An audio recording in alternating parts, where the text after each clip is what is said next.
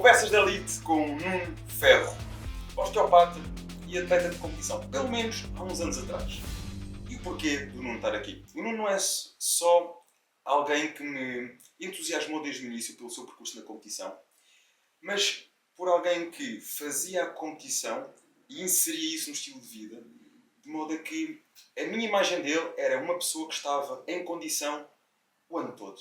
E uma condição impressionante, das melhores condições que eu vi dos atletas que eu acompanhava. E estava por muito tempo. Não era aquele típico atleta que chegava ao palco, apresentava-se numa condição boa e depois saía da sua rotina. Ele conseguia manter aquilo através dos hábitos. Isto em conjunto com a sua parte da osteopatia. A parte de cuidar do corpo. Saber como cuidar do corpo dele e cuidar do corpo das outras pessoas. Isto tornou um convidado interessante. Mas o facto de ele ter acompanhado grande parte dos nossos episódios, até mesmo aquele episódio onde tínhamos aqui uma caixa de Ferreiro Rochers e que ele disse: espero que no meu também tenha, estou cheio ao lado. Hoje temos aqui o Nuno Ferro para nos contar mais sobre a sua história. Obrigado, Nuno. Obrigado, David. Finalmente consideramos agendas, não estava fácil. É verdade. Com o tempo conseguimos. E deixa-me agradecer desde já o convite, é uma honra estar aqui.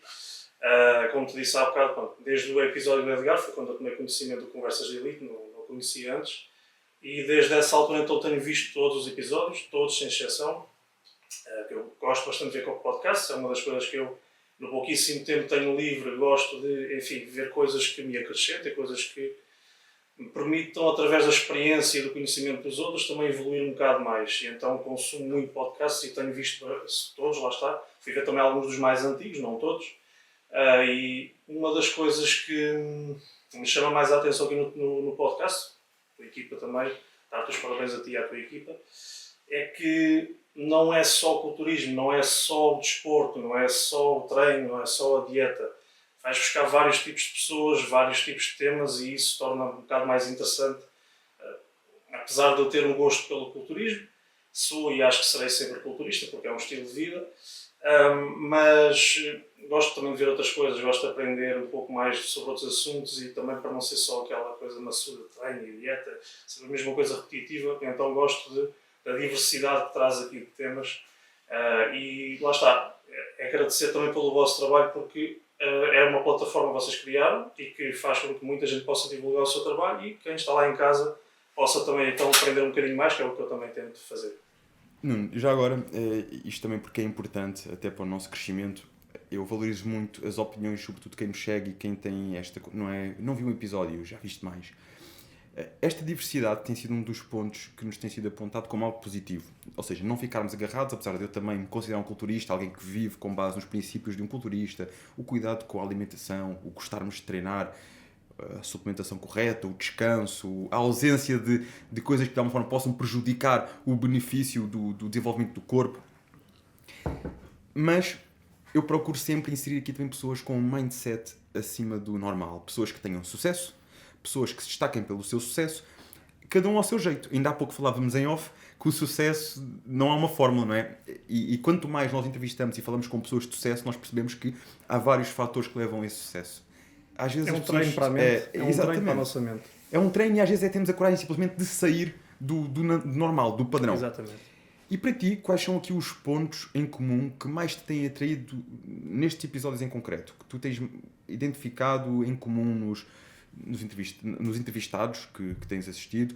Pontos que te façam, que te motivem a continuares a ver e a continuares a querer saber mais quem é que será o próximo convidado? Assim, pontos em comum. Obviamente, as pessoas são todas diferentes.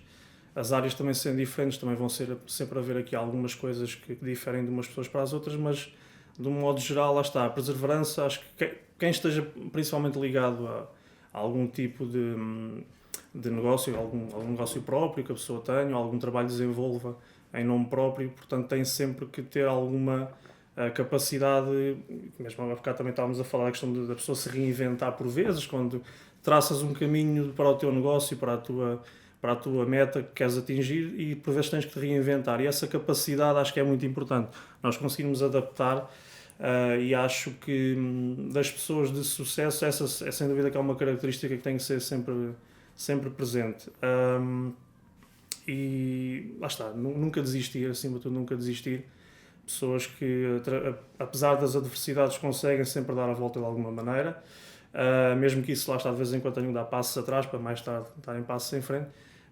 Acho que isso é sempre um dos traços que é comum a pessoas de sucesso, e uma coisa que eu valorizo muito, organização e rotinas. Uma pessoa que seja verdadeiramente ocupada tem que ter rotinas bem delineadas e tem que cumpri-las, tem que ter disciplina para cumpri-las. Caso contrário, está muito mais, arrisca-se muito mais a não conseguir, por vezes, cumprir com tudo e vai ter falhas pelo caminho. Se as coisas estiverem antecipadamente preparadas e organizadas, é muito mais fácil depois no dia-a-dia de conseguir cumprir e ter maior sucesso. É uma questão de otimizar o tempo e de otimizar a energia. E conta-me agora um bocadinho daqui deste teu percurso, e que também tem levado ao sucesso que tu tens, porque tu tens uma agenda, nós ficámos quase 6 meses para conseguir marcar este episódio. Não é tanto assim. Pronto, também é verdade que foi parte a parte, não é? Tentámos aqui conciliar de ambas as partes, mas o que é facto é que tu também tens uma agenda muito preenchida, e isto também fruto da tua entrega à área do físico, ajudar as outras pessoas a conseguirem uma melhor performance através da osteopatia. Conta-me, como é que começou tudo isto, o caminho do Nuno na competição e a osteopatia? Ok, queres que eu vá falando das duas coisas cronologicamente? Isso seria contextualizar aqui as pessoas um bocadinho sobre a tua história. É assim, tanto o desporto como a saúde, o desporto e a saúde para mim é a mesma coisa.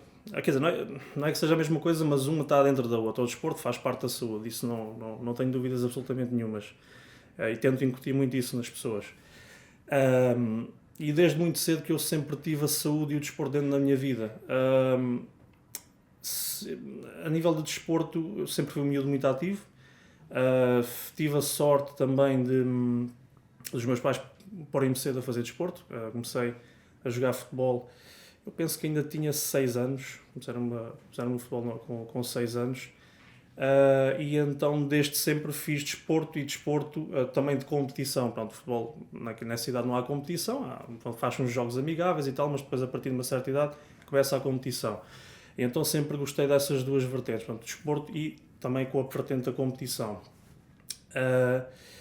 E eu sempre tive, acho que isto também muita influência também da minha infância, sei lá, amigos meus se calhar recordam-se com muita saudade do Rei Leão. Eu recordo-me do Exterminador, do Rambo, dos Rockies. Acho que esses filmes também tiveram muito impacto em mim. Eu lembro-me de ser miúdo. O meu avô tinha numa oficina que ele tinha lá em casa, um espacinho que era a oficina dele. E então cada filme passava na televisão, ele metia a VHS dele e gravava tudo que passava na televisão. Eu tinha lá um videoclube em casa cheio de filmes de ação, e então eu desde miúdo sempre adorei e vi montes e montes de vezes esse tipo de filmes. E então sempre me fascinou também a parte física dos atores, não é?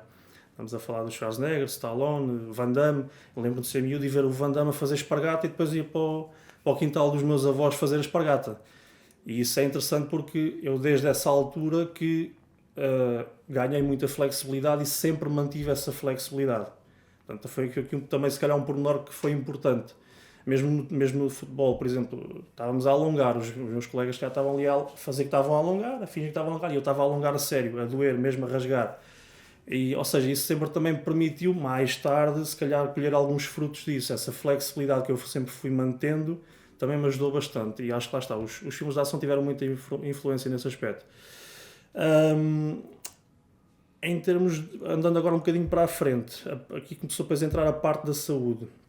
Isto foi, eu tinha os meus 10, 11 anos, a minha avó teve um cancro num rim, ela tinha na altura 70 e tal anos, teve cancro num rim, foi tirado um rim, pouco tempo depois apareceu num pulmão, foi tirado um pulmão, e com o rim, com um pulmão, com 70 e tal anos, na altura deram-lhe 6 meses de vida.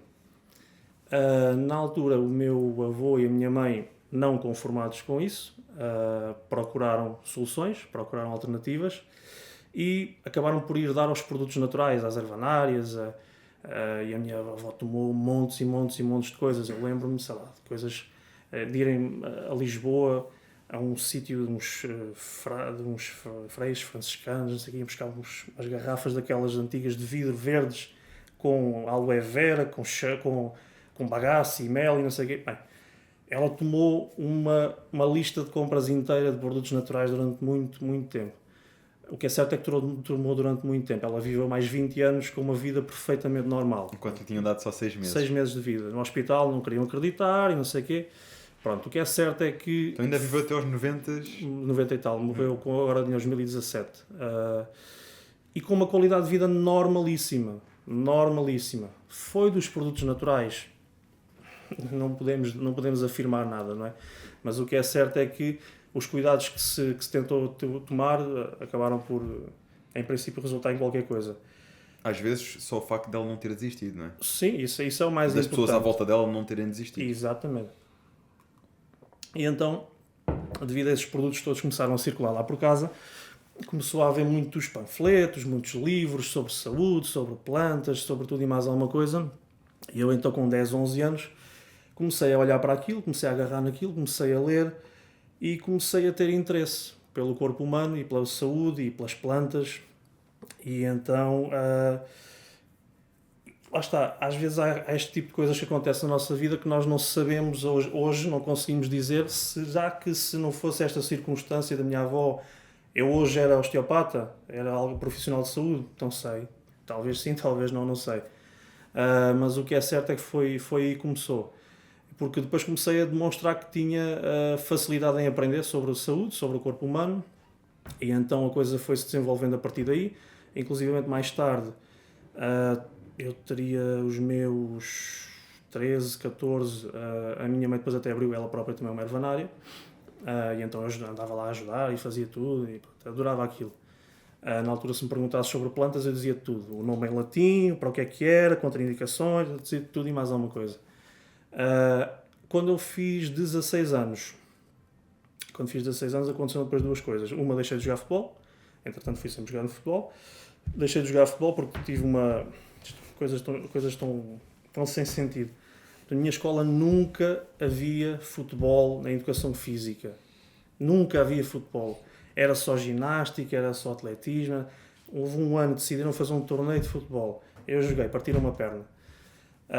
E então depois ainda retomei na temporada seguinte, mas demorei muito tempo a recuperar, perdi a vontade e acabei por parar de jogar futebol aos 16.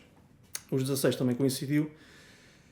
Isto foi através de um senhor que era vendedor de uma empresa de produtos de aloe vera, que na altura estava muito na moda, hoje em dia não sei se está tanto.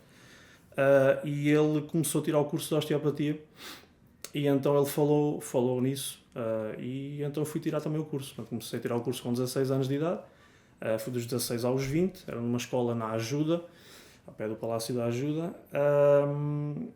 e assim foi. Pronto, assim foi o curso, fiz dos 16 aos 20 anos e desde os 20 até hoje tenho 35, levo 15 anos de osteopatia. Basicamente foi isto. A parte depois do culturismo.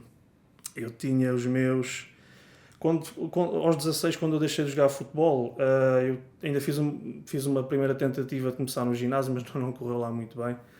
Estive lá há pouco tempo, não me senti motivado e não continuei.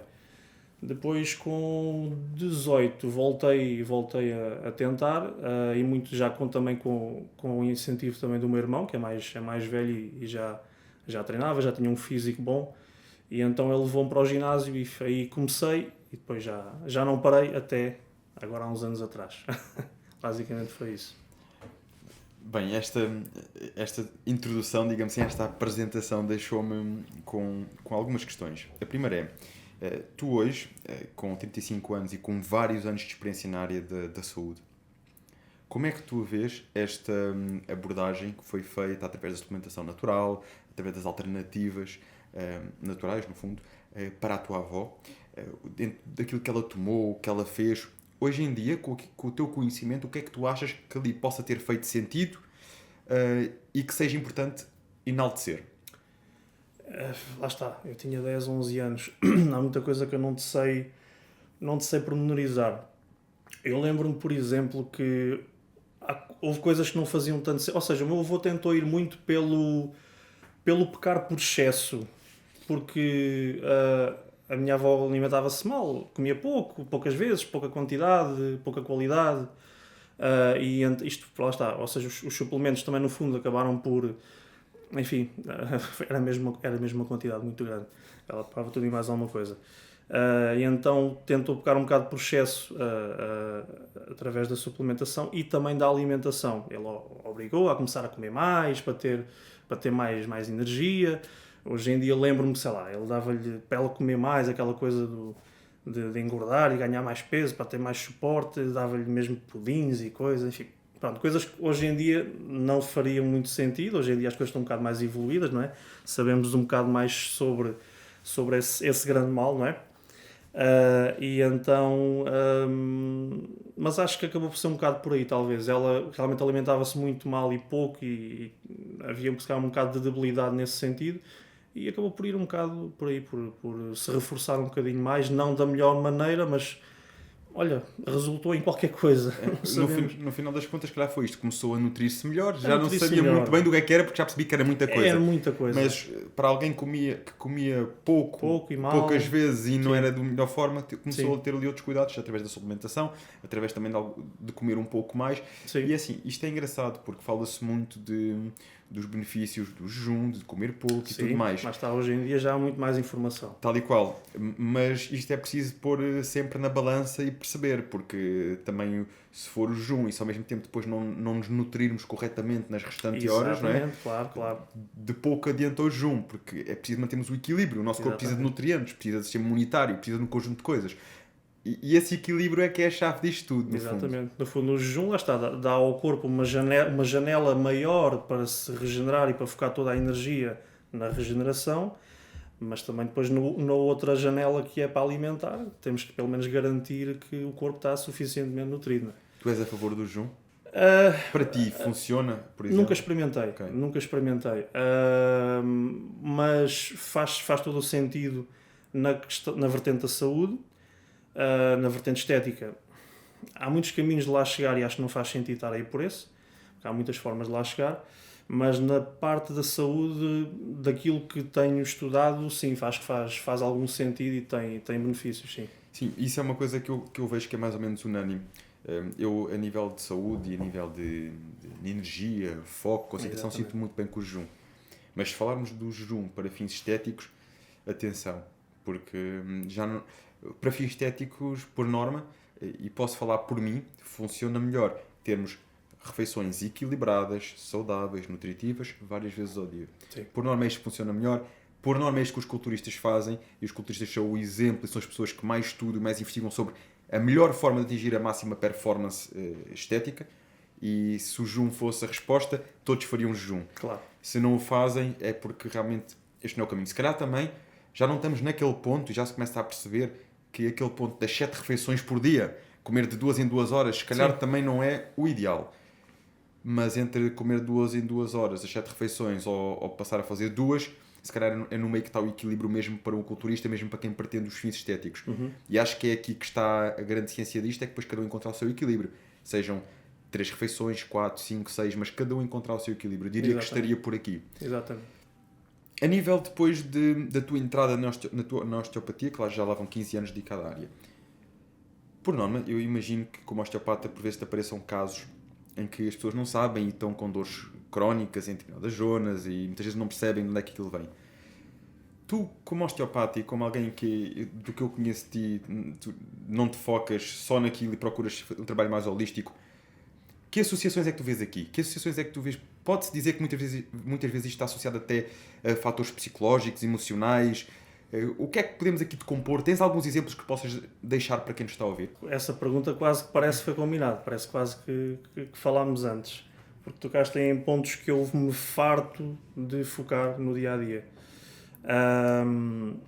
A parte... Sim, eu não tenho... Eu gosto de ajudar toda a gente, obviamente. Eu gosto e qualquer pessoa que me consulta, eu dou sempre o máximo por toda a gente.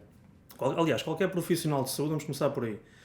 Eu sou muito metódico, eu sou muito exigente comigo mesmo, sou muito exigente com os outros e eu acho que, para já, um profissional de saúde e de desporto tem que ser um exemplo. Começamos por aí. Temos que ser um exemplo também para os outros. Que é para também podermos ter... para já a experiência, para poder transmitir aos outros e para podermos também ter alguma moral para dar conselhos.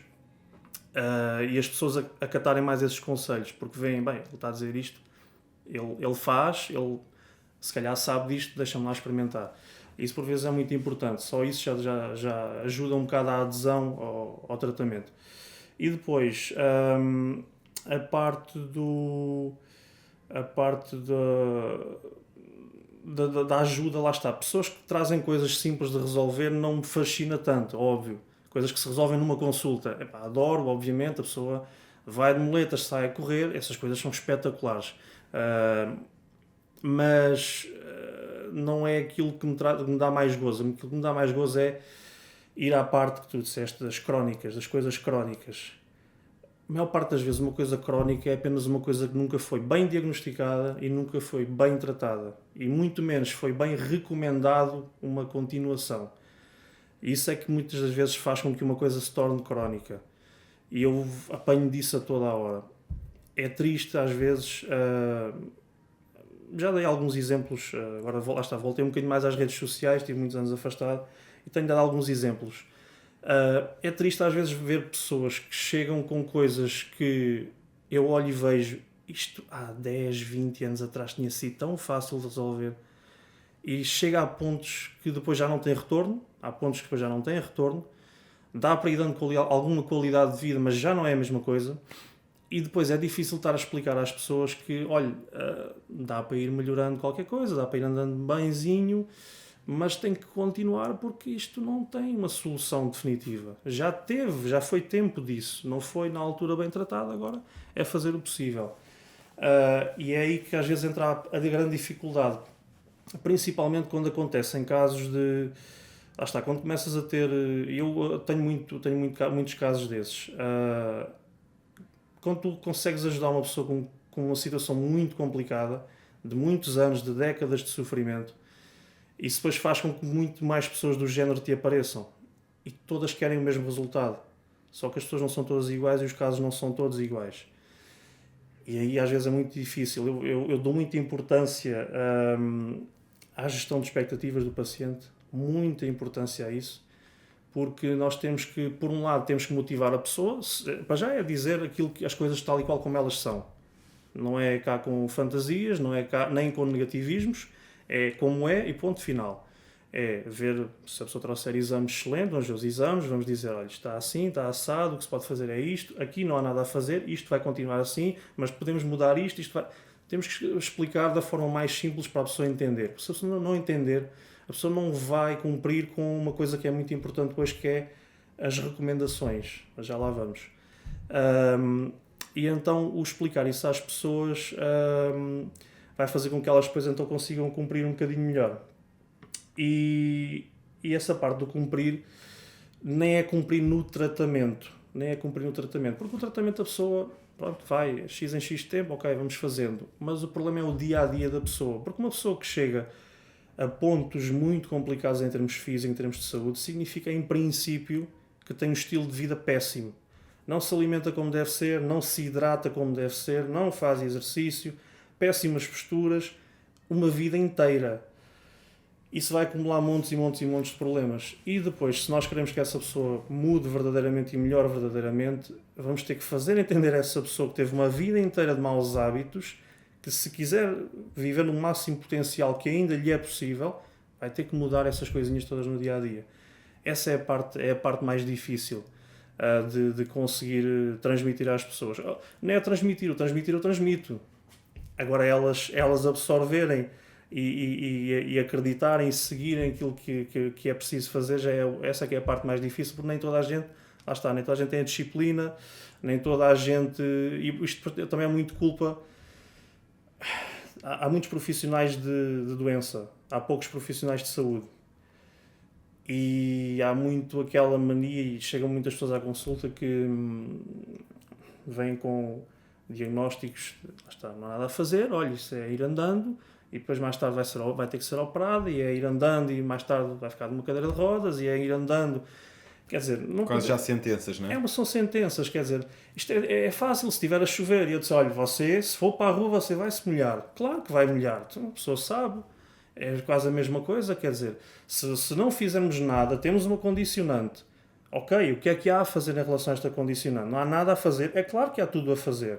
Há sempre alguma coisa a Não fazer. vai depender só das mãos do osteopata, né? Vai depender de todo um conjunto de coisas que a pessoa tem que O fazer. osteopata apenas, não é apenas, pronto, mas a osteopatia serve para, lá está, o diagnóstico é o mais importante e como tu falaste é um diagnóstico holístico, temos que, lá está, não vamos só ver porque é que dói o ombro e vamos ao ombro, não, um problema de ombro pode vir da bacia, se tiveres um ilíaco rodado posteriormente, o dorsal vai puxar e vai rodar anteriormente o ombro e vai dar uma dor no ombro. E tu podes andar aí no ombro a fazer 30 por uma linha e aquilo não vai, pode melhorar temporariamente, mas depois volta ao mesmo. Portanto, temos que ver sempre o global, mas mais do que o físico, temos que ver também então o dia-a-dia da pessoa. Porque, por exemplo, ombros, lá está, se a pessoa dorme de lado, sempre para cima desse ombro, é provável que depois vai ter problemas nesse ombro. E a parte, passando agora à parte que tu falaste da questão emocional, da questão psicológica que falaste, a ligação. essa é a parte mais complicada. Essa é a parte que dá mais trabalho. Dá mais trabalho, mas também dá mais gozo quando se consegue, mas exige bastante mais energia da minha parte. Porque eu notei muito isto agora nos últimos anos, ou seja, pessoas que eu acompanho já há alguns anos, notei que nestes últimos anos, Covid e tudo mais, muita gente se foi muito abaixo mesmo. E noto muito isso, e principalmente, há uma pergunta que eu faço na anamnese, que eu faço a pergunta mais para ver se depois bate certo com aquilo que eu analiso. Ou seja, pergunto à pessoa como é que você classifica o seu nível de stress neste momento. E ainda ajuda a pessoa. Quando eu falo em stress, não estou a perguntar se o seu dia-a-dia é agitado ou não. Estou a perguntar a forma como você lida com o dia-a-dia. E a pessoa dá a sua resposta. Mas depois, aquilo que eu quero saber nem é tanta a resposta que a pessoa me deu. O corpo é que me vai dar a resposta. Porque quando nós vamos mexer no corpo, nós temos, lá está, temos todos nós duas entidades, pelo menos. Há pessoas que têm mais. Mas temos pelo menos duas entidades. Temos a consciente e a subconsciente. E a subconsciente não mente. A subconsciente diz-nos sempre exatamente como é que o corpo está a funcionar. E então, há pessoas que é demais. Há pessoas que eu toco na pele e a pessoa dá saltos. Há pessoas que acontece com alguma frequência. Ainda há pouco tempo pus um vídeo sobre isso também. Há pessoas que começam a chorar, do nada, e nem percebem porquê. Eu sei porquê.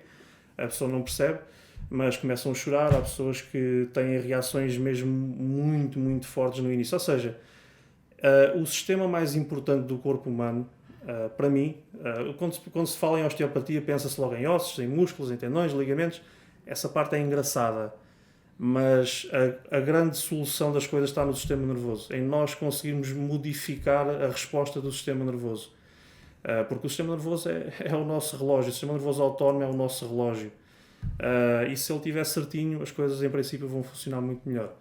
E há relógios que estão mesmo completamente trocados. Nuno, e como é que tu nos podes deixar aqui também como especialista na área algumas recomendações do que tens vindo a experienciar para se manter esse nosso relógio, o sistema nervoso, mais otimizado, digamos assim? Ou até no fundo reduzir o stress, o impacto a nível de stress que o dia-a-dia tem a nós. Sim. Uma coisa... Há vários tipos de stress. Há uma parte que é muito importante também, porque quando se fala em stress e em sistema nervoso, muitas pessoas associam logo à parte emocional. Pronto, não é só a parte emocional, ok? O dia-a-dia, as coisas que nos acontecem, mas principalmente a forma como nós reagimos a elas, obviamente isso é muito importante, mas depois também há outras questões físicas. Eu deteto muito... que eu saiba, não há estudos sobre este tipo de coisas. Muitas das vezes, quando se quer atacar a osteopatia e as terapias não convencionais, vai-se sempre buscar aquela questão do e onde é que são os estudos? Os estudos comprovam. Há coisas que não dão propriamente para comprovar, acho eu, ou pode ser que venha a dar, mas por enquanto ainda não. Mas há muitas questões, por exemplo, uma das coisas mais comuns hoje em dia é a retificação da cervical, a perda da curvatura da cervical, por se passar muito tempo a olhar para baixo, por se dormir com almofadas altas, por se dormir de barriga para baixo, com a cabeça toda rodada uma noite inteira, isso vai deformar a curva da cervical. E aqui o que há que perceber é que dentro da coluna está a medula. A medula é o sistema nervoso central. Nós, quando retificamos a curva, portanto a cervical tem que ter curva para trás, quando a curva retifica, perde a curvatura, no fundo a coluna fica demasiado esticada. Mas não é só a coluna, são os músculos, são os tendões, por isso é que há sempre tensão na zona, e enquanto a curvatura não for recuperada, a tensão está lá sempre, não vale a pena massajar muito, não vale a pena, temos é que restaurar a curvatura. Porque lá dentro então também está a medula, e a medula também fica demasiado esticada, fica tracionada. Ora, se nós tivermos o sistema nervoso, medula, constantemente tracionada, isso faz com que a pessoa seja muito mais sensível, seja mais ansiosa, porque há algo que está a afetar a medula. Afetar a medula não são só hérnias, não são só situações do género, não são só coisas desse género. A tração que acontece por este exemplo que eu dei também acontece. E então muitas das vezes há esse tipo de situações. A pessoa diz, mas o meu dia-a-dia é tranquilo, eu lido bem com as coisas e mesmo assim tenho esta ansiedade às vezes, não vem do nada. Ok, vamos lá ver essa cervical, vamos lá fazer uma ressonância, vamos fazer um TAC e depois verifica-se muitas das vezes essas situações. E quando conseguimos, e isso leva tempo, quando conseguimos restaurar a curvatura da cervical, isso modifica a forma como a pessoa age no dia-a-dia. Essa é uma parte. Portanto, temos sempre que ver a parte física. A propósito desta parte, diz-me uma coisa. Por exemplo, aqueles exercícios que às vezes são muito falados, cadeira descompressora, fazer descompressão a tábua de inversão. Exatamente, tábua de inversão. Sim. Isso, então até que ponto é que é benéfico esse tipo de exercícios? A tábua de inversão pode ser feita por praticamente toda a gente. Há pessoas para quem é mesmo muito bom. Há outras que a única contraindicação que existe, ou as únicas contraindicações que existem é pessoas que tenham osteoporose muito grave, por exemplo, porque lá está, os pés ficam a sustentar o corpo todo, e se houver algum problema cardiovascular grave, pronto, isso aí também não convém. De resto, toda a gente pode fazer. Sabe bem, a descompressão sabe bem, mas, por exemplo, não vai corrigir as curvas. As curvas, se tiveres alterações das curvas, uma escoliose, se tiveres uma retificação, uma hiperlordose, o que seja, isso não vai corrigir as curvas, vai descomprimir, mas a curvatura tem que ser corrigida pelos movimentos específicos consoante as zonas que precisam. Aí já entramos na tal recomendação que eu estava a falar há bocado. A pessoa depois tem que levar para casa, ou pelo menos é o que eu faço. Eu faço o que tenho a fazer na consulta, vou tirar as disfunções, ou seja, a pessoa não consegue fazer um movimento nesta ou naquela zona, porque tem uma disfunção articular, de tensão muscular, o que seja. Ok, tiramos, devolvemos essa possibilidade de função, mas depois temos de dizer à pessoa, mas agora você tem que funcionar. Eu dei-lhe a possibilidade de funcionar, agora você tem que funcionar. E é a repetição desse movimento correto que vai remodelar e vai reequilibrar a estrutura e vai cimentar essa correção. Porque senão, tiramos a disfunção, a pessoa sai dali da consulta, vai para casa, vai continuar a dormir em má postura, vai continuar a fazer tudo de forma errada, vai fazer as coisas da forma como sempre fez, vai voltar ao mesmo. E eu digo-te, acrescento aqui um ponto na nossa apresentação, é que eu não te convidei para vir aqui só pelo facto daquele atleta de competição que eu, quando estava no meu início, também muito admirava, e depois percebi que fazias este percurso. É que eu tenho aqui alunos meus que, no Montijo, que já chegaram a estar com planos específicos também para essa correção postural feitos por ti. E na altura eu, olha, mas que plano é esse? Porque a gente faz sempre um plano para os nossos alunos específico. Uhum. E quando me apercebi disso, eu disse, olha, mas Okay. eu conheço o Nuno, e depois é que me explicaram, não? Porque eu fui fazer uma sessão com ele e ele não foi só específico na parte da ação, foi no trabalho a fazer após a sessão e deu-me esta recomendação. E isso é o mais importante. E isso foi uma coisa que me despertou muito o interesse, porque tu vais além daquilo que é o tradicional, que é chegas ali, mais alongamento, menos alongamento, mais sal, menos sal, está arrumando. Não. Sim. Há aquele cuidado de preparar os exercícios específicos, e aquilo era bem específico, bem detalhado para a situação daquela pessoa. Eu achei muito interessante, muito curioso. Foste muito a fundo nessa situação. E aí está. Isto também vai de encontro com aquilo que dizes, que é, não basta chegares ali e as mãos do osteopata. Não. É preciso depois haver um trabalho de continuidade e de adaptação dos hábitos no dia-a-dia. Sim. E eu gosto de explicar às pessoas que às vezes isto do ponto de vista de negócio às vezes pode não parecer muito bom, mas lá está, eu tenho uma empresa Mas eu, na verdade, tenho uma profissão. Eu tenho uma empresa porque tenho que ter uma forma de funcionar. Mas aqui a nível de negócio estás a falar de quê? A mim não, em nada prejudicaste, pelo contrário. Não, eu não, acho excelente haver iniciativas deste não é género. isso. Não Acho é que isso. acrescenta sempre valor. Não é isso que eu estou a querer dizer. O que eu quero dizer é... conhece aquela frase do paciente curado é um cliente perdido. Já percebi, ok. Eu tenho plena noção, e isso acontece com muita frequência, e eu não levo nada a mal essas coisas. Eu dou tantas ferramentas às pessoas, eu dou tudo às pessoas. Tudo o que elas quiserem, se elas cumprirem o que eu lhes digo, eu não sou infalível, eu não sou espetacular. Acho que faço um bom trabalho e dedico-me ao máximo. Porque lá está, acho que qualquer profissional de saúde, o mínimo que se exige é o máximo de dedicação. Porque a pessoa está a pôr nas nossas mãos o bem mais precioso que tem. Dedicação máxima sempre, dar sempre tudo. As ferramentas que eu dou às pessoas permitem que elas se mantenham bem, se cumprirem as coisas como deve ser. Mas só manter-se bem, depois tem duas opções. Ou deixa depois de ir, fazer manutenção, porque se sente bem, tudo bem. Ou então faz aquilo que eu lhe digo, ok, vamos fazendo, vamos mantendo. A saúde é para se manter, não é para esperar que ela volte a falhar e depois vamos lá pôr mais um remendo. E depois fica tudo bem e vamos para o dia-a-dia outra vez, esquecemos tudo e depois vamos pôr mais um remendo quando voltar a coisa a ficar mal. Vamos fazendo, vamos mantendo. E felizmente ao longo dos anos tenho conseguido fazer bastante isso. Ou seja, eu tenho... A maior parte das pessoas que vão por manutenção. E é engraçado porque lá está, cada pessoa tem uma hora comigo, é sempre uma hora. Mesmo que seja uma coisa que se resolve em 5 minutos, é uma hora, não interessa. E se pessoas que já vão há tantos anos, muitas desde o início, e estamos ali uma hora e estamos a falar. Porque a pessoa já não tem dor, já nem se lembra porque é que lá foi a primeira vez. Falamos tudo e mais alguma coisa. É quase ali um convívio onde fazemos os ajustes e fazemos tudo o que é necessário e mantemos as coisas, mas a pessoa vai para lá tranquilamente, não vai em sofrimento, vai para manter o bem-estar. E é isso que eu tento incutir nas pessoas. Se a pessoa quiser fazer aquilo que eu lhe recomendo e não continuar, tudo bem. Quando quiser outra vez voltar, porque está outra vez à rasca, estou lá para receber na mesma. Mas eu tento incutir isso, é manter. Isso é o mais importante. Não deixar chegar ao ponto de dor. Exatamente. E destas histórias e de acompanhamentos que já foste feito, tens assim algum que se destaque no sentido de, olha, esta pessoa tinha esta dor e depois viemos a perceber que isto estava relacionado com fatores psicológicos ou seja, aquelas coisas que às vezes o pessoal no dia-a-dia não associa, não imagina e que tu como osteopata consegues ver mais à frente nesse sentido, também fruto da tua experiência nessa área. Há muitos.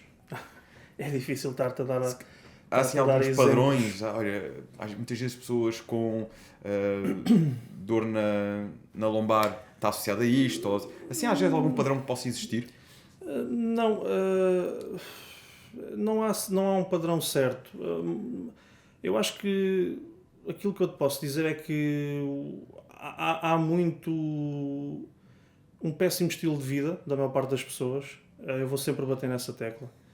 E quando há um péssimo estilo de vida, às vezes a pessoa até pode chegar lá e se dói-me o ombro, dói-me aqui, dói-me ali, diz-me que lhe dói uma coisa. Mas depois vamos tocar nos pontinhos todos, porque lá está, eu não faço render o peixe, só queixa-se de uma coisa, mas eu vou ver tudo. E vou trabalhar tudo o que houver para trabalhar. Lá está, do ponto de vista do negócio, eu não tenho jeito nenhum. Faço logo tudo o que há a fazer. E então vamos encontrar muitos problemas, porque lá está, o problema é estilo de vida. O grande problema que eu detecto é estilo de vida péssimo. Água é um absurdo. Eu fico maluco. Com as coisas que eu ouço. Eu nunca fiz uma estatística, mas mandando assim por alto, porque é uma coisa que eu pergunto a toda a gente na anamnese, mais de 90% das pessoas não bebem água suficiente. Mais de 90%, e estou a ser amigo. São referências a nível de água, litros por eu costumo recomendar em litros para também ser mais fácil. Aquilo que eu costumo falar é um litro por cada 25, 30 kg de peso corporal. Isto olhando ao peso corporal. Obviamente depois a composição corporal também vai diferir ali um bocado, não é? Porque o músculo é tecido vivo, a gordura não tem que ser alimentado, digamos. E depois, claro, se a pessoa faz exercício, se não faz, o clima onde vive, a alimentação, enfim, pronto, há outros fatores que depois também vão diferir aí, mas no grosso modo vou muito por aí. Mais ou menos isso, 1 litro por cada 25, 30 kg de peso corporal. E as pessoas não têm ideia sequer da quantidade de água. Eu tenho pessoas que me respondem, bebo, sabemos quanto? Eu bebo para aí meio litro por dia. É triste. E há pessoas que às vezes dão aquela resposta todos contra. Eu bebo 1,5 litro. Só que estamos a falar de uma pessoa que pesa 90 kg. Já estar a ver se calhar 4, não é? Exato, pronto, lá está. Falta essa noção de que há quantidades certas e falta essa noção porque fala-se muito pouco sobre essas coisas. Fala-se muito pouco sobre as coisas que são verdadeiramente importantes, lá está, para a saúde. Fala-se muito de doença, fala-se pouco de saúde. Esse é um grande mal. Portanto, a água, por exemplo, é um grande mal. A alimentação, mesma coisa, não é? As pessoas comem para encher a barriga, não comem para se alimentar, comem para encher a barriga, não fazem ideia do que é que estão a meter para dentro. O descanso também é um problema muito grande. A quantidade de horas. Eu ligo muito à posição de dormir, eu também farto de batalhar nisso, porque são muitas horas. E a posição em que tu dormes vai moldar o teu corpo, vai moldar a tua coluna. Se tu dormes direitinho, ela vai ficar direitinha. Se tu dormes todo torto, a tua coluna vai ficar torcida durante 1/3 da tua vida. Idealmente. É óbvio que isso vai moldar as curvas da tua coluna e vai depois haver situações que depois vão te prejudicar. Portanto, eu também deteto muito isso. A forma de dormir também é um problema muito grande. Enfim, o estilo de vida, o desporto, continua a ser os últimos números que saíram há uns meses atrás, já não me lembro ao certo, mas era ridículo, né? A quantidade de pessoas que pratica atividade física regular ainda é muito pequeno. Enfim, falta muito essas bases para a saúde. Para teres uma noção, isto há 2 ou 3 anos atrás, creio, a nível de pessoas que praticavam exercício físico em ginásio, estávamos a falar de 7 ou 8% em Portugal. Os tais últimos números? Há cerca de 2 anos. 2 anos. Que vi, okay. Em ginásio. Pois há um pouquinho mais que pratica outdoor, se bem que o outdoor varia muito das alturas do ano, porque nesta altura aparece sol, bom tempo, começa a aparecer sempre uma taxa maior de pessoas que vão correr, que vão fazer o jogging e tudo mais, o futebol com os amigos, mas isso é um período do ano. Mas em ginásio, que à partida é aqueles que são mais regulares ao longo do ano, estávamos a falar de 8% em Portugal. É muito pouco. Não é? Isto dá que pensar. Também não admira, depois temos uma taxa de obesidade, sobretudo infantil, tão alta e um conjunto de fatores. Mas pronto, isto já temos que ir muito mais a fundo. Isto já não, nós podemos fazer a nossa parte, mas isto já é cultural, isto já requer medidas mais profundas e uma consciencialização diferente. Exatamente. E falávamos aqui então também depois do teu início nas competições e tu conseguiste vários pódios aqui em Portugal e conseguiste sobretudo uma condição física que foi uma condição de destaque e mantiveste sempre muito tempo nessa condição. Lembro-me de acompanhar o teu percurso, de ver e sentir-me altamente inspirado quando comecei. Temos aí 5 anos de diferença, por isso tu competiste com que idade? Primeira vez tinha 20 anos. Os teus 20 anos. Foi em 2008. Eu estava a começar, eu comecei ali nos 17 anos, tu devias ter ali 2 anos no meio já, comecei a competir. Conta-me um bocadinho dessa história, como é que isso começou, qual é que é a tua forma de ver a competição, ou qual é que era e qual é que é agora, porque eu também agora sei que estás fora de competição, cuidas, mantens-te bem e tudo mais, mas não com objetivo competitivo, ou vem aí algo? Pronto, é isso, contextualiza-nos, bora lá. Já lá vamos. Eu competi a primeira vez em 2008, como te disse. Se fosse hoje em dia, se calhar eu não ia competir nessa altura. Eu lembro-me que comecei a treinar então com 18 anos. Isto foi muito engraçado. Eu vi na altura no i5, malta mais nova, havia uma coisa chamada i5. Não era Facebook, nem Instagram. Não era Facebook, nem Instagram. Eu lembro-me de ver no i5 uma fotografia do perfil do João Caneco. E o João Caneco. Era uma pose de tríceps de lado. Tem aquele braço, aquele peito. Impressionante, aquele ombro. Impressionante. Eu vi aquilo e eu, na minha inocência dos meus 18 anos, eu assim... mas isto existe em Portugal, gente assim? Com sinceridade, eu pensei isto mesmo para mim. E eu mandei-lhe mensagem a dizer isso. Eu mandei mensagem para ele a dizer isso. Olha, parabéns e tal. Olha, nem fazia ideia que existia gente assim em Portugal e tal, eu comecei agora a treinar. Ele achou piada a minha abordagem e respondeu-me e fomos falando e olha, e foi ele que me ajudou então para a minha primeira competição, que foi em 2020, ou seja, tinha muito pouco tempo de treino ainda, tinha 1 ano e tal. Basta, quando começas a treinar, ganhas logo muito peso, obviamente, se fizer as coisas minimamente como deve ser. E eu na altura, quando comecei sozinho, antes de começar com ele, bem, eu via aqueles vídeos do Coleman e do Cutler, aqueles vídeos do Mitsuru Okabe, não sei o quê. Ainda apanhaste também o site do culturismo português. Sim. Eu acho que cheguei a ver lá também. Bodybuilding-pt.com. Que o Edgar Gomes era lá moderador, não era? E também, pelo menos era muito ativo lá. Eu lembro do Edgar Gomes dessa altura. Sim, exatamente. E então, sabe, via os vídeos deles na altura e então eu tentava replicar, comer como eles comiam, fazia pratos, coisas que não faziam sentido absolutamente nenhum, né? Hoje em dia tenho essa noção. Mas o que permitiu-me ganhar muito peso logo de início. E então, mas nós ao início tudo o que fazemos aquilo que bate, é uma esponja, é uma esponja. Exatamente. E então, como ganha muito peso no início, eu achei, espetáculo, vou competir. E o João depois ajudou-me, né? E também, diga-se de passagem, o culturismo na altura não era o que é hoje em dia. Em 2008 éramos 20 no nacional, 20 no total, não era 20 na categoria, 20 atletas no total. O Edgar também lá estava. Agora tens 400 atletas a competir ou mais. Pois, portanto era um bocadinho diferente. E depois então fiz esse ano, 2008, depois a minha vida deu-lhe muitas voltas nos 20 anos, portanto a seguir à competição a minha vida deu-lhe muitas voltas. E então parei durante algum tempo.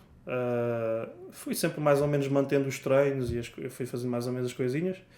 Depois voltei a competir em 2012. Em 2012 depois voltei a competir. E fui com o Caneco outra vez, em 2012.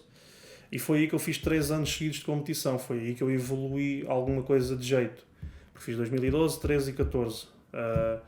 E então, depois em 2013, lá está, em 2013 consegui o campeonato regional. Fui campeão regional até 85 kg. Que foi ali em Alhos Vedros, acho eu, se não estou em erro. E em 2014 ganhei a minha categoria no Portugal Clássico, na Maia. E pronto, basicamente foi. As minhas competições foram essas. Não competi muito, foram só 4 anos, lá está, 1 ano em 2008, depois aqueles 3 anos ali seguidos. E aí sim houve uma evolução boa, porque 3 anos seguidos já com essa consistência permitiu-me evoluir. E pronto, e depois aí 2014 então a prova foi em outubro, para outubro, acho eu, se não estou em erro, e depois foi aí que eu decidi. Eu trabalhava em ginásio também na altura, ou seja, fazia osteopatia em part-time, fazia domicílios, trabalhava aqui, trabalhava ali, trabalhava em todo lado. E trabalhava também então em ginásio, houve uma altura que era full-time e depois passei para part-time, ou seja, fui fazendo transição para a osteopatia. Em 2015 decidi, no fim de 2014 ainda abri o meu primeiro espaço próprio, abri em 2014 ainda no fim do ano, e decidi depois em 2015 deixar por completo o trabalho em ginásio e dedicar-me só à osteopatia, e rapidamente fiquei com a agenda cheia. E foi aí que lá está. Demorei aqui uns anos a adaptar-me, fui-me adaptando, meti na cabeça que... E deixei de treinar, desde 2015 deixei de treinar. Desde 2015 até agora tem sido sempre do género treino 2, 3 meses, paro 5 ou 6. Treino mais 3 ou 4, paro mais 8 ou 9. Tem sido assim desde 2015 até agora. Em 2021, como te disse, fiz um trabalhinho com o Edgar. Fizemos 4 meses, a coisa correu bem, e agora reorganizei a minha vida, vi o que é que me é possível fazer no dia-a-dia e apresentei ao Edgar, olha, o meu dia-a-dia é isto, bora lá, monta-me uma coisa qualquer para eu fazer com este dia-a-dia. E é tudo contado ao minuto e pronto, a coisa vai fluindo. Até agora está a correr bem. Comecei em dezembro a treinar, sozinho, e agora comecei então com ele há um mês. Tiveste quanto tempo parado dos treinos? Foi desde 2015 até agora. Paraste os treinos mesmo? Sim, lá está, foi como te disse, desde essa altura fiz várias tentativas, mas era tipo 2, 3 meses, parava mais 5 ou 6, e foi sempre assim, foi mais parado do que a treinar, e tive alguns períodos, já não sei dizer ao certo, mas tive alguns períodos mesmo muito grandes sem treinar por completo. Eu cheguei a pesar 74 quilos. Pesas quanto para agora? mim, agora estou com 92. Agora estou com 92, já recuperei qualquer coisinha. Mas é engraçado que a imagem que eu tenho de ti, que eu fiquei desde aquela altura, de alguém muito consistente e muito disciplinado, o que é que te fez, de repente, parar com esta parte do treino? Porque uma coisa é, ok, vou-me afastar um pouco da competição, mas vou continuar a treinar, comer o melhor possível, ok, não vou estar a pesar à grama, mas termos ali uma determinada base. Outra coisa é quando nós, de repente, nos afastamos quase por completo desse estilo de vida. O que é que te fez ter essa pausa? A alimentação, por acaso, é uma coisa que eu nunca deixei. Aliás, eu não sei comer de outra maneira. Pesas sempre? Sempre. Pesas tudo? Mesmo quando não treinava. Mesmo nos tempos em que não treinei, eu peso sempre a minha comida. Essa é a única coisa em que eu não falho. Só que, claro, se não estou a treinar, o corpo não aproveita. Eu geneticamente sou magro. Eu paro de treinar, eu desapareço. É um instante. Por isso, mas essa parte eu nunca deixei porque, sei lá, eu não sei acordar e o que é que eu vou comer hoje? Era um pão com não sei o quê, era um leite com não sei o quê. Não consigo, não consigo. A minha alimentação é sempre esta. Os treinos eu parei porque lá está, tive que ir aprendendo a adaptar-me à minha nova realidade. Como eu te disse, eu passei a ter agenda cheia muito rápido. E então, ao início, há sempre aquela coisa do estou muito mal, posso ir, ok, então venha lá às 10 da noite, venha.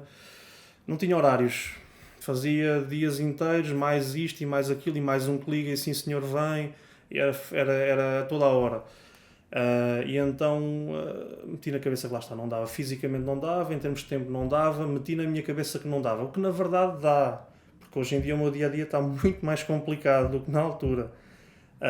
Só que eu demorei muitos anos a perceber-me disso. Fui-me tentando adaptar, fui criando ao longo dos anos, depois percebi, não, eu tenho que ter um horário, as minhas consultas são estas, são X por dia, os horários são estes, nem mais para a esquerda, nem mais para a direita.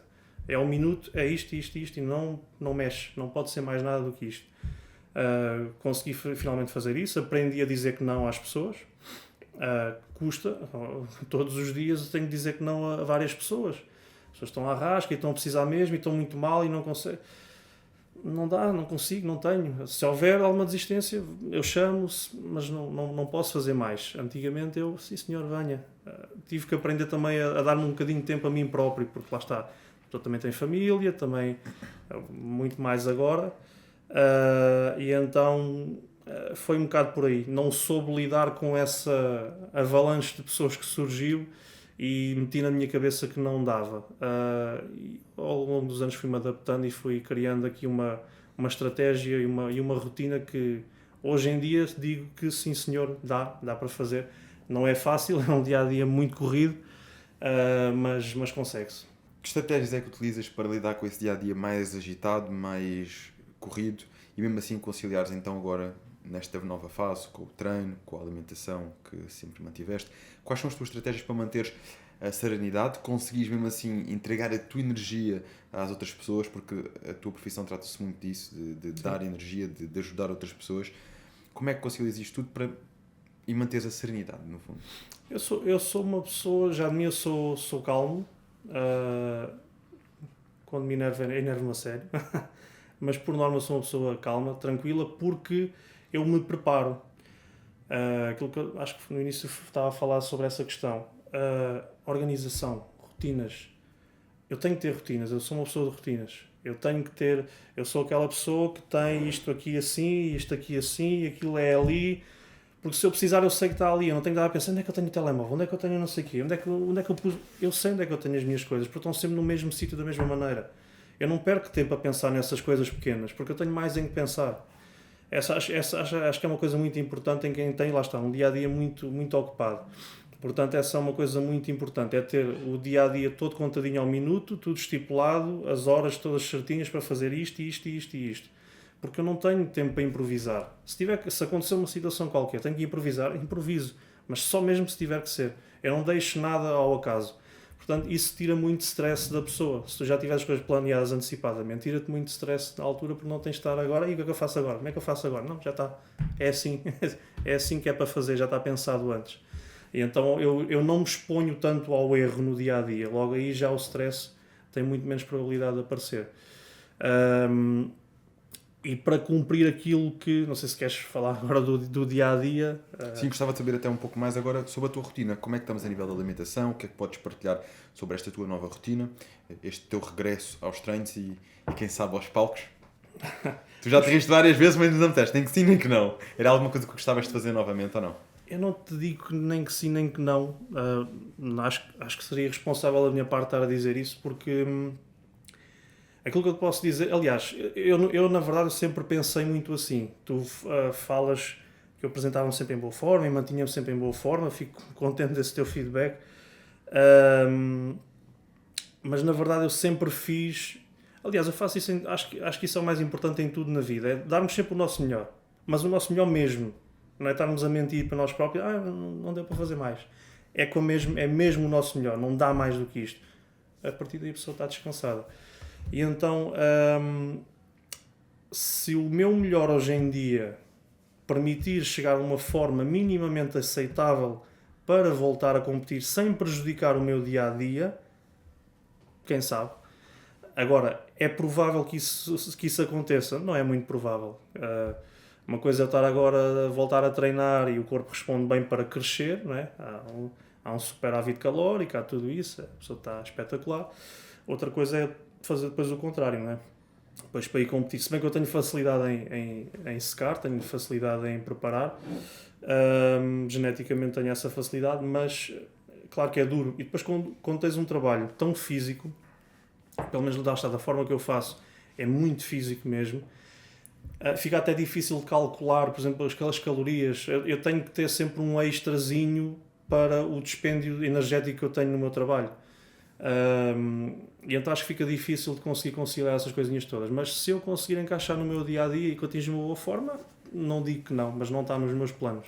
Parece-me uma resposta sensata. Fica tudo em aberto, vamos ver como é que corre. Agora hoje em dia, lá está, o dia-a-dia está um bocado mais complicado. O meu dia-a-dia atualmente portanto, eu trabalho de segunda a sábado, descanso ao domingo. Eu acordo todos os dias, lá está, esta foi a estratégia que eu delineei. Comecei então em dezembro, como te disse, eu experimentei a treinar às 11 e tal, meia-noite, mas não estava a correr bem. E então agora depois experimentei a passar a treinar às 5 da manhã, a acordar às 5 da manhã. E, enfim, acho que este é o ideal. Isto é aquilo que eu consigo cumprir com tudo, não falhar em nada e conseguir levando as coisas. Portanto, eu acordo às 5 da manhã, faço logo uma refeição rápida, whey com farinha de arroz, que é para começar a treinar o mais tardar ali 5h30, um quarto para as 6. Eu treino em casa, portanto tenho um ginásio em casa, montei um ginásio em casa. Faço o treino porque depois às 7 da manhã tenho que estar com o treino feito, banho tomado, se for o caso, refeição pós-treino também já feita, vestido, tudo prontinho, para às 7 da manhã estar pronto para conseguir ajudar a despachar o miúdo, porque eu fui pai, o miúdo tem 15 meses, e então lá está, ele agora é que manda. O dia-a-dia agora tem que ali girar à volta dele, por isso é que eu treino a esta hora, que é para depois àquela hora estar despachado, para conseguir ajudar a despachá-lo, que é para às 8 da manhã sairmos os 3 de casa. E depois pronto, estou no gabinete, chego lá às 8 e tal, estou lá até às 8 e tal da noite, estou lá 12 horas dentro, e depois é ir para casa, fazer mais a última refeição e preparar as coisas para o dia a seguir e tentar deitar-me 10 e tal, 11. Portanto, não é o ideal, durmo ali 5 horas, às vezes 6, às vezes consigo dormir 6 horas. Não é o ideal, mas de momento é aquilo que é possível. Por isso é que eu te digo, não é fácil, pelo menos para já com este dia-a-dia, se bem que eu tenciono modificar um bocado isso. Para o ano, quer ver se começo já um dia por outro a sair um bocadinho mais cedo, um sábado por outro não o fazer. Até ao sábado fazes este horário? O sábado acaba uma hora mais cedo. Mas quero ver se começa a cortar um bocado, porque lá está, o miúdo também, entretanto, já se começa a perceber um bocadinho mais das coisas, né? E a pessoa também tem que ter tempo. E então é um bocado por aí, que eu também quero ver se para o ano já consigo. E no meio, lá está, vou fazendo as minhas refeições, eu tiro sempre, lá está, preparação, organização. Eu tenho, as minhas consultas não são todas seguidas de hora a hora, eu tenho a meio da manhã, meia hora que é para lanchar, depois tenho a hora de almoço e tenho meia hora a meio da tarde para lanchar. Portanto, eu faço 2 refeições em casa normalmente, meio da manhã, almoço, meio da tarde, assim que acabo de trabalhar como mais uma refeição e depois como ainda a última em casa. Como é que são as tuas refeições neste momento? Olha, neste momento então são pré-treino, então a farinha de arroz com whey, intratreino, que eu sempre gostei de fazer intratreino e o Edgar também é apologista disso. O intratreino atualmente é creatina, BCAAs e glutamina. Depois, pós-treino, faço outra vez a farinha de arroz com whey e uma banana, atualmente. Depois, a meio da manhã, normalmente arroz ou batata doce e frango. Almoço, arroz, batata doce e ovo. Depois, meio da tarde é igual ao meio da manhã, normalmente arroz e frango. Quando acabo de trabalhar, estou a despachar lá as coisas e estou com a outra mão a comer uma panqueca de claras com aveia. E depois à noite, mais a mesma coisa, arroz, batata, o que seja de hidratos, com frango, com novilho, com peixe, depende do que for. Basicamente é isso. As quantidades, quando lá está agora, ele fez-me uma redução daquilo que eu andava a fazer, agora para começarmos, para limpar um bocado também o corpo, trocar um bocadinho a composição corporal, que eu estava apesar de estar com o peso mais baixo, estava com uma retenção, né, da falta de treino e tudo mais, e agora está outra vez a subir aos bocadinhos, outra vez a comida, as quantidades, mas basicamente é isto. E água, pronto, estou com 5 litros por dia. E a nível de suplementação, como é que são os suplementos atualmente, aqueles que priorizas, aqueles que consideras mais importantes até para ti e que costumas recomendar, sendo que as recomendações dependem muito de pessoa para pessoa, mas o que é que tu consideras que são suplementos que funcionam? Os principais acho que são sempre aqueles que no fundo são comida, a whey, eventualmente incluir também os aminoácidos, as BCAAs, glutamina, etc. Acho que isso é o mais importante. A whey permite eu acabar de comer e fazer o treino, quer dizer, àquela hora, treino de perna e treino de costas àquela hora, então o sistema nervoso diz-me assim, não faças isso, e eu tenho que ir, não é fácil. Mas sem dúvida, esses pela questão de ser prático, a creatina, não é? Há uns anos atrás parecia que estávamos a falar de uma bomba, que tinha que ser feita em ciclos e isto e aquilo. Agora está ao peso do ouro, não é? Nunca havia a creatina tão cara como agora. É verdade. E é quando não está escutada. Exatamente. Mas pronto, a creatina também acho que é muito importante, sim, cada vez há mais estudos a comprovar isso, não é?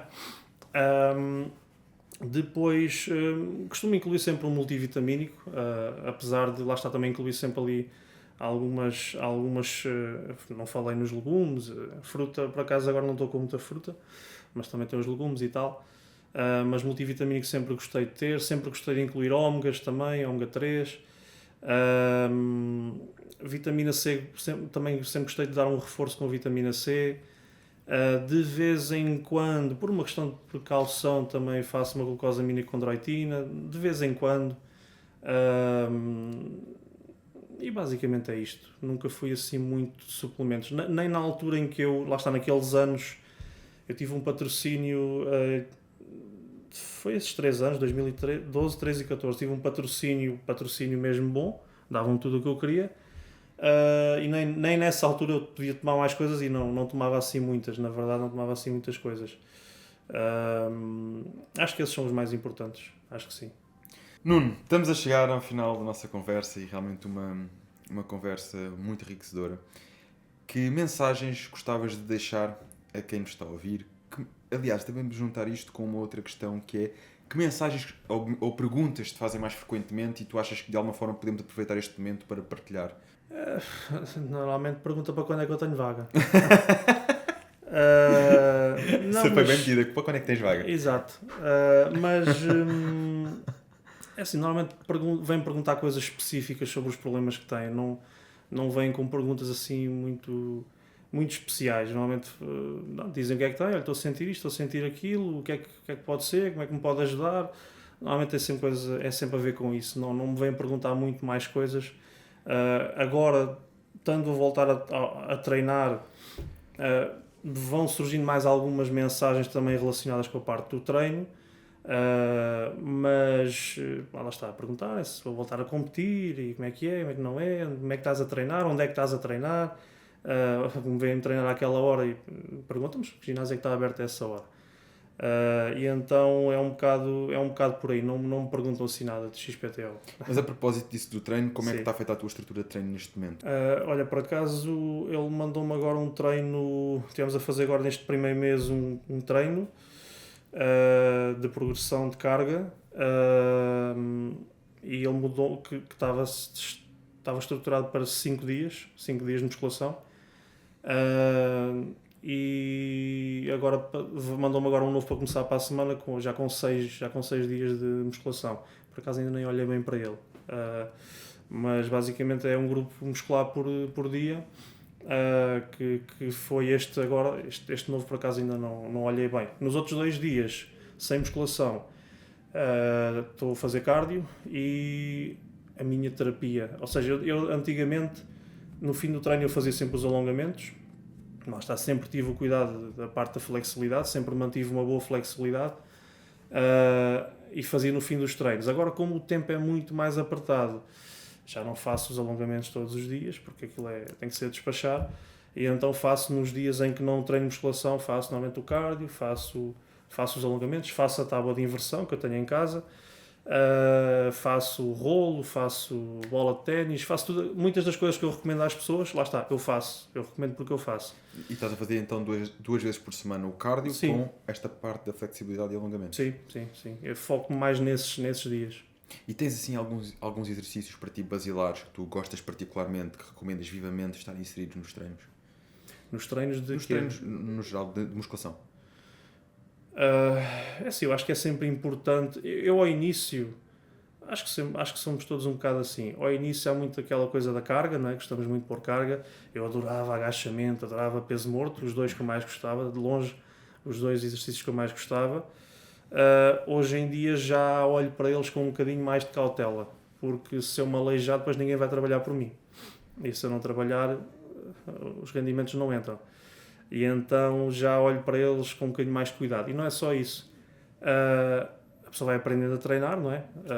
E consegues perceber que há intensificadores de exercício que permitem também ter ali um bom resultado sem estar a usar tantas cargas. E é engraçado que o Edgar, lá está, foi 2021, fiz um trabalho com ele e aquilo correu muito bem. Eu olhei para o primeiro treino que ele mandou e eu assim, mas o que é isto? Mas, 50 reps e trisséries e quadrisséries e super lentas e nós no mesmo treino, portanto isto eu vou ter que treinar quase 100 pesos. E ele, sim, então treina, faz 100 pesos quase.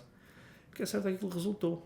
Aquilo em 3 ou 4 meses meti 15 quilos, cheguei a um peso que eu nunca tinha tido na minha vida, nem quando competia. Aquilo resultou muito bem. E com cargas muito mais leves, mas uma intensidade de treino muito superior. Lá está que ele aprendeu muito com o Milos, né? O Milos é conhecido por ter, ou pelo menos era, não sei se atualmente ainda é, por ter aqueles treinos extremamente intensos, que depois até iam para lá vomitar, para o caixote e tudo mais. Acabam por ser treinos que até preservam mais a parte articular, e acabam por ser mais estimulantes. E eu prezo muito essa parte, exatamente. Lá está. Atualmente eu nunca tive grandes aspirações em termos competitivos, e sempre tive a saúde em vista, portanto estes treinos fazem bastante sentido. Então lá está, hoje em dia, apesar de acho que a base tem que ser essa, agachamento, peso morto, supinos, etc, tudo o que for exercícios que vão recrutar mais fibras musculares e que vão exigir um maior esforço interno do corpo para conseguir levantar a carga, é o que vai estimular mais também a nível hormonal. Mas não podemos também focar só nisso. Acho que é muito importante aplicar também os intensificadores de exercício e muito importante, eu farto-me também de referir isto às pessoas. Lá está, da parte de saúde eu podia dar aqui mil e um exemplos, mas muito cuidado, muita atenção a fazerem exercícios para os quais não estão preparados. O pessoal gosta de forçar e depois mete elásticos nos cotovelos, elásticos nos joelhos, elásticos por todo o lado. É porque estão a sentir dores a treinar. Cuidado com isso. Porque depois de vez em quando rompe um tríceps, de vez em quando rompe um tendão aqui, rompe um tendão ali e depois é chato. Tocaste num ponto muito importante. Tu és apologista desse tipo de equipamentos regularmente nos treinos? Se tu não tiveres nenhum problema, dá-te ali um suportezinho maior à articulação. Agora, se for para camuflar dores, cuidado com isso. Aliás, ainda há muito pouco tempo, tenho um rapaz que começou a ir lá há relativamente pouco tempo, quer dizer, já lá vai há uns bons meses, se calhar há um ano, não sei. Ele, lá está, muita restrição nos ombros, algo extremamente comum, muito melhor, já se sente muito melhor, já treina muito melhor, todo contente. Foi fazer Scott, apoiado, esticou o bíceps mais, sentiu ali uma fisgada, foi fazer o exame, o tendão do bíceps ficou preso por arames, quase que rompeu totalmente, podia ter rompido totalmente. Lá está, máximo cuidado. Vejam o que é que tem, vejam como é que está o vosso físico, se o físico está preparado para fazer certas coisas. E se sentem dores, então, não façam. Troquem os exercícios, tratem-se, vejam se têm flexibilidade. Há pessoal que é ridículo. Pessoal sem flexibilidade absolutamente nenhuma, uma rigidez, uma coisa louca, e fazem, por exemplo, crossfit. O problema não é o crossfit. O problema é que aquele corpo não está preparado para um exercício com tanto impacto, com tanto movimento explosivo, com tanta situação que pode correr mal. O corpo não está preparado para aquilo. Preparem o corpo, depois sim, senhor, vão fazer. Vejam qual é o exercício que é adequado para vocês, para a vossa condição. Essa é uma mensagem que eu posso deixar às pessoas. Vejam o que é que podem fazer, o que é que não devem fazer, procurem ajuda de quem sabe do assunto e façam alguma coisa, mas com cabeça. Excelente recomendação.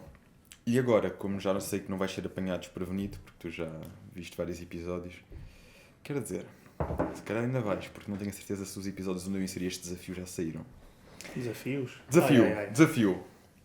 Se pudesses deixar uma pergunta para o próximo convidado sem saberes quem é, que pergunta deixarias? Epá, isso é mais complicado. Às vezes podes pensar desta forma. Que pergunta é que tu gostavas que tivessem feito a ti? Que pergunta é que eu faço ao convidado que vem a seguir sem saber quem ele é? Tal e qual. É assim, eu se calhar vou fazer aquilo que me desperta mais interesse em mim ao ver os podcasts. Eu vejo podcasts porque lá está, no pouquíssimo tempo, lá está a hora de lanches, almoços, se não tiver nada para fazer da empresa, para tratar da empresa, é o que eu faço, estou a comer e estou a ver alguma coisa. Eu gosto de aprender com os outros. Eu gosto de ver podcast porque eu gosto de aprender com os outros. Portanto, aquilo que eu gosto de saber é da vida da pessoa, a rotina da pessoa, o que é que a pessoa faz. Principalmente se forem pessoas de sucesso, lá está, que têm provas dadas, o que é que a pessoa faz, como é que é o dia-a-dia da pessoa. Que é para eu aprender algo mais. É isso que eu tento fazer. Eu tento aprender sempre com a experiência e os exemplos dos outros, porque isso no fundo é como aqueles jogos que se jogavam antigamente. A gente estava ali a jogar console, uma coisa, não consigo passar este nível. Como é que é? Aquele código, já passei o nível. No fundo é um bocado isso, nós aprendermos com os outros, como é que o outro fez para resolver aquela situação no dia-a-dia dele. Se um dia uma situação dessas me acontecer a mim, olha, já tenho mais aquela ferramenta para usar no meu dia-a-dia. Acho que isso é muito importante. A vida é um bocado isso, é a experiência, a partilha de experiência e de conhecimento. Portanto, acima de tudo, eu gosto de saber do dia-a-dia das pessoas. É o que eu estava a dizer no início. É excelente o culturismo hoje em dia, está conteúdo por aí a torto e a direito, com excelente qualidade. Mas eu já não me fascina conteúdos de treino, de dieta, já vi muito disso. Agora, saber da vida das pessoas, o que é que elas fazem, como é que elas conquistam as coisas, isso é que me fascina, gosto de aprender com isso. Portanto, aquilo que eu perguntaria ao próximo convidado é o que é que ele fez para ter sucesso, como é que é o dia-a-dia dele, como é que ele ultrapassa as coisas, basicamente isso. E se pudesse escolher um convidado, se pudesse escolher alguém que de alguma forma tenha tido um impacto na tua vida, estamos a falar de um convidado alcançável, ok? Quem é que tu gostarias de um dia vir aqui partilhar um pouco mais sobre a sua história? Alguém que teve impacto na minha vida? Ou alguém que te inspire? Essa também não é fácil, sabes? Eu nunca fui muito de ter ídolos.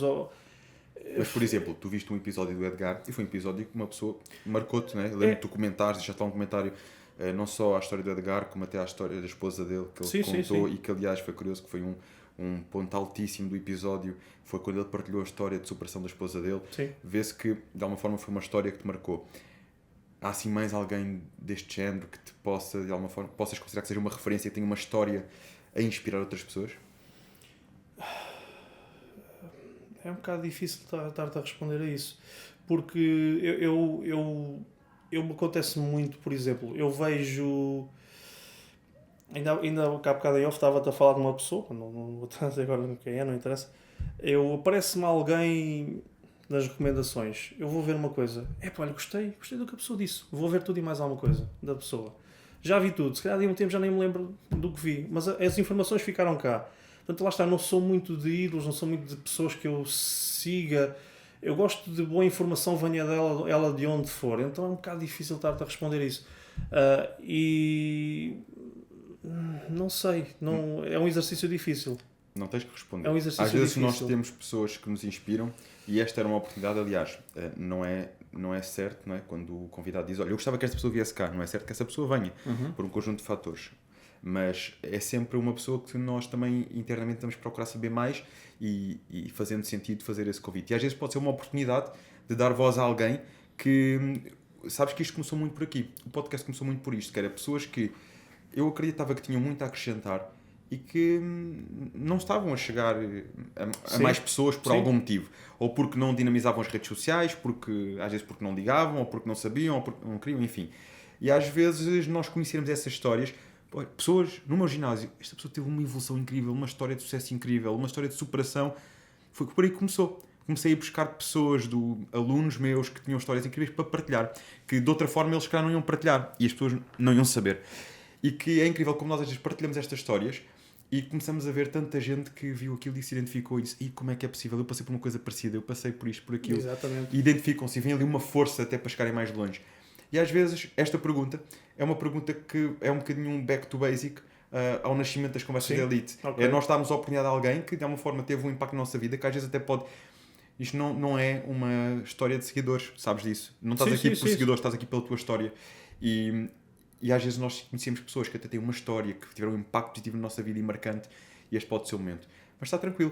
Podes ficar com esta até para pensar e depois deixares-me, envias uma mensagem ou deixas nos comentários, olha, está aqui a resposta à pergunta. Provavelmente eu vou fazer isso. Agora apanhaste-me desprevenido. Não estou assim a ver ninguém... Tenho muitas pessoas em que eu me inspiro e que contribuíram com alguma coisa ao longo da minha vida. Mas dizer-te agora assim de repente a alguém não. Mas talvez te diga depois. Está combinado. Mas lá está, ainda dos episódios que saíram ainda ninguém fizeste esta pergunta. Tudo a seu tempo, ficas com esta do teu lado e depois respondes quando for o momento. E agora, é o momento de agradecer aos parceiros que têm apoiado esta iniciativa e vocês podem na descrição do vídeo, é só vir aqui em baixo, antes de pegarem no linkzinho para partilhar e tudo mais, têm sempre na descrição do vídeo, não só a apresentação do convidado, mas também o link referente aos nossos parceiros. Nós temos tido parceiros que têm apoiado muito esta iniciativa e lembrem-se, estas iniciativas não nascem do nada. Quer dizer, às vezes nascem de uma ideia, mas é possível permanecer ao longo do tempo, precisamente com a ajuda de parceiros, pessoas que confiam, pessoas que acreditam. Vocês fazem grande parte desse percurso, pelo simples facto de partilharem, pelo simples facto de divulgarem. Mas temos tido também cada vez mais marcas que acreditam, confiam em nós. Nomeadamente a Flores no Cais, que decora todo este espaço incrível e que vos faz chegar as flores a qualquer local de Portugal continental, à distância de um clique. Basta irem a floresnocais.pt, escolhem e podem aproveitar no dia da mãe, no dia da mulher, dia dos namorados, ou simplesmente uma data que queiram, no aniversário de alguém, fazer uma surpresa. Aproveitem e façam, porque garanto-vos que qualquer pessoa gosta de uma boa surpresa de flores. E lá, já sabem que podem usar o cupom PAMPADICTA e vão ter um desconto. Mais ainda, na Prozis, todos os vossos suplementos, quando procurarem os vossos suplementos e procurem-nos com atenção, percebam o que é que faz sentido para vocês e se tiverem dúvidas, procurem ajuda, procurem apoio. Nós estamos aqui também para isso. Podem sempre mandar mensagem, a nossa equipa esclarece e ajuda-vos a encontrarem o melhor para vocês. Tem sido também uma marca que tem apoiado muito esta iniciativa, tem acreditado no nosso podcast e também com o cupom PAMPADICTA podem ter um desconto e muitas ofertas. Temos lá muitos mais parceiros, passem, vejam e em todos eles são pessoas que acreditam, são marcas que confiam e que vocês também podem fazer a vossa aposta nessas marcas. Crescemos em conjunto. Já sabem onde fazer as partilhas, os likes, essas coisas todas, essa parte posso passar.